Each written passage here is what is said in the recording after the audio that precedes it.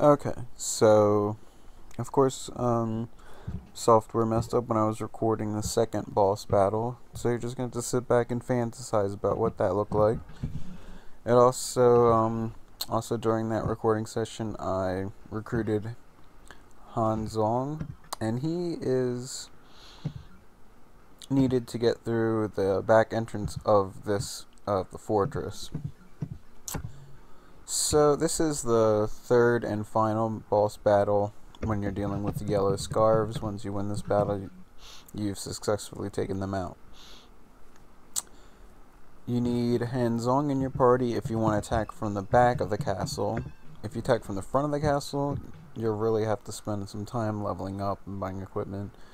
And actually, at this point, I have the best equipment you can buy, I think. Here's a third axe. So I have an axe for the three main characters in my party. And I think, yeah, I still need leather armor for 2 characters. But once I have that, I'll have the best equipment. And I can just go ahead and take them out right now, actually.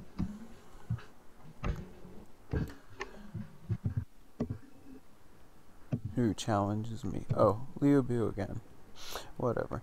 So, if I would have attacked from the front, there'd be 2 more generals along with them. So, it makes it a lot easier to just deal with the 3, because it's hard enough to take the 3 out. Oh, so what I do here is I try to bring everyone's health down to equal fashion along all 3 enemies. We have Zhang Zhao and Zhang Bao. You can tell they're strategists, and Zhang Liang is a soldier. Zhang Zhao is a little bit more difficult to tell who he is because he's not wearing the hat, and he's wearing more of a military garb than a robe.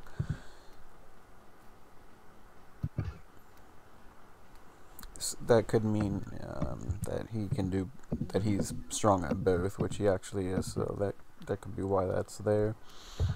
But Zhang Bao's not a bad attacker either. So that's why this is a pretty difficult battle. All 3 are strong. They just use a tactic where they raise the defense of all 3.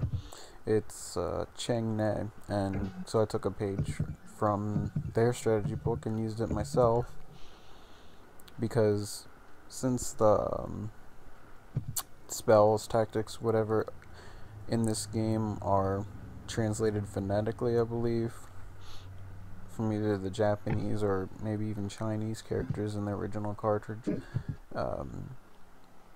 it's difficult to keep track of what everything does.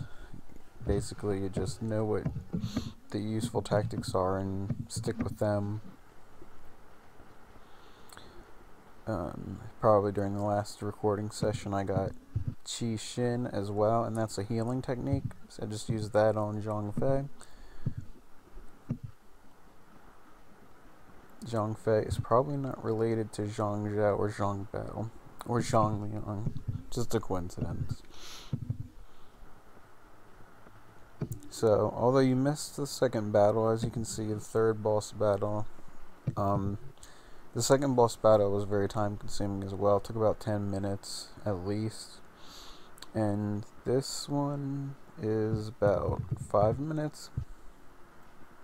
So that's actually not that bad, but it certainly seems longer. I guess it doesn't take as long when you attack from the back, or this would be a 15-minute battle. It's just so much easier when you attack from the back.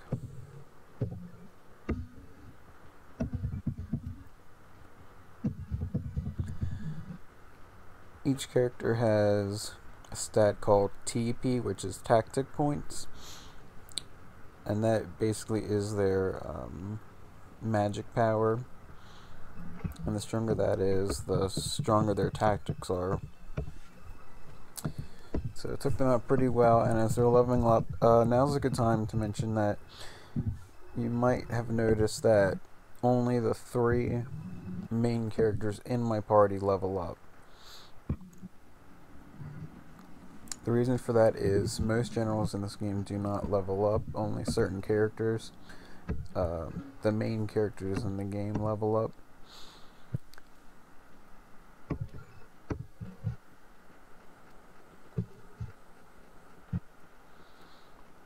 Basically, at the end of the game, you'll have the 5 tiger generals, which all level up, and there's 2 strategists that level up as well.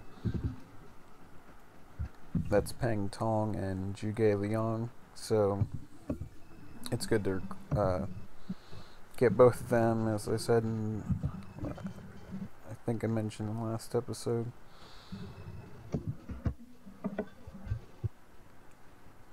That way you have one tactician set as your strategist and the other as an in-battle attacker.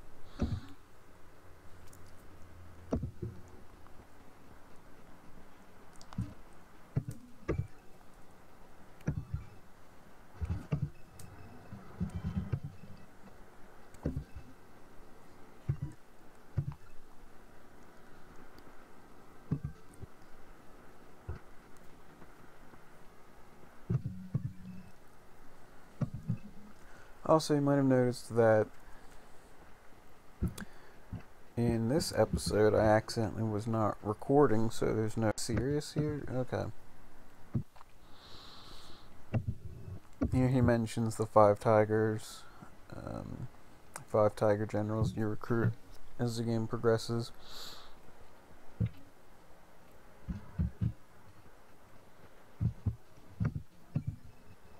Here's a good character finally.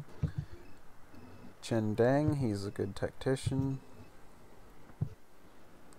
So we're going to replace him with Song Ren.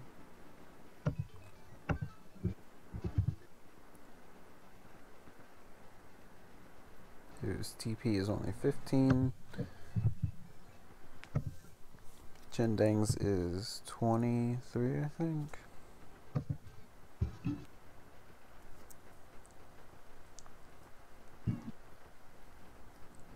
So with him and Hong Zhong, we can get rid of the Song brothers, which were very weak. And even what's his name? Hong Zhong is not that strong either, but at least he has 200 soldiers. And we have enough money now to get those last 2 leather armors. Not quite enough to get the second one, so I have to sell off a piece of equipment to get enough.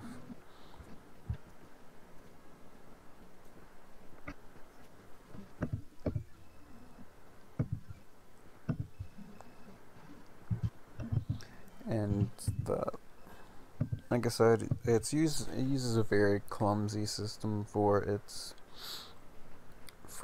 equipping and unequipping weapons and armor, because it takes a long time. You have to select each item individually, but that's all there was back in the day. Didn't have instant equip when you buy something, didn't have, none of the things in the newer games.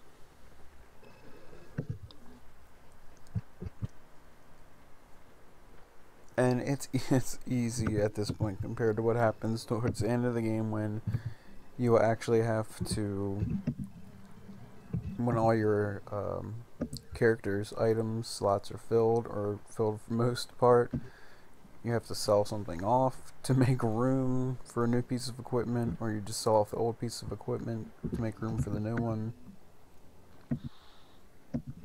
But it gets very clumsy, as you can imagine, especially if you come to a new town and it has new weapons and armor both. You have to sell off one piece at a time, or each piece individually.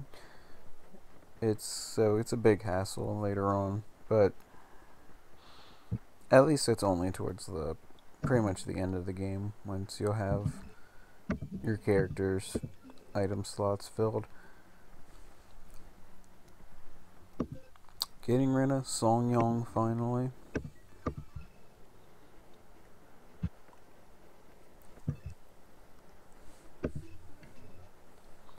Replacing him with the better strategist.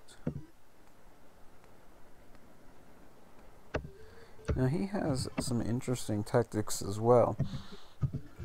Now, as I explained before, Mise is my current strategist. He has a certain group of techniques. When you choose him as strategist, all your characters in your party have those techniques. So since Chen Dang has a completely different group of techniques, I could switch out and make him the strategist and have a bunch of new techniques to use. I'm not going to do that at this point because I like the strategies that Mise has.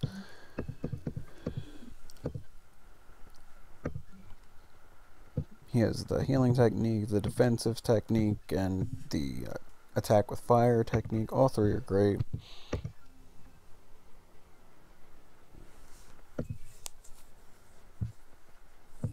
Goodbye, Song Ren, finally.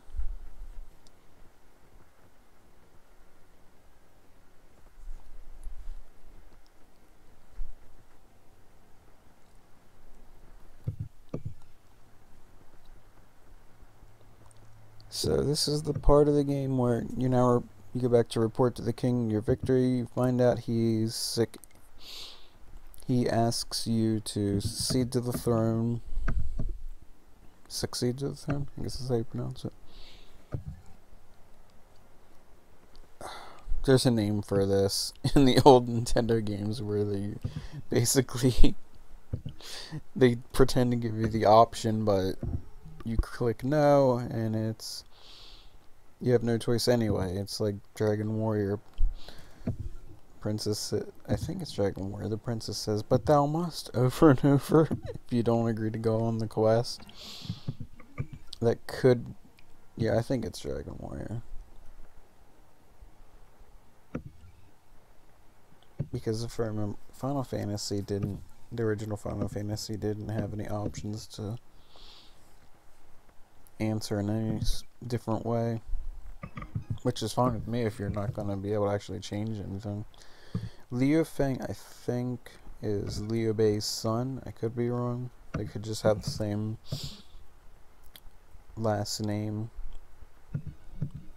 But I think he's his son. And interestingly enough, though, Liu Feng does not level up, but he is pretty darn powerful. He's more powerful than the other characters at this point.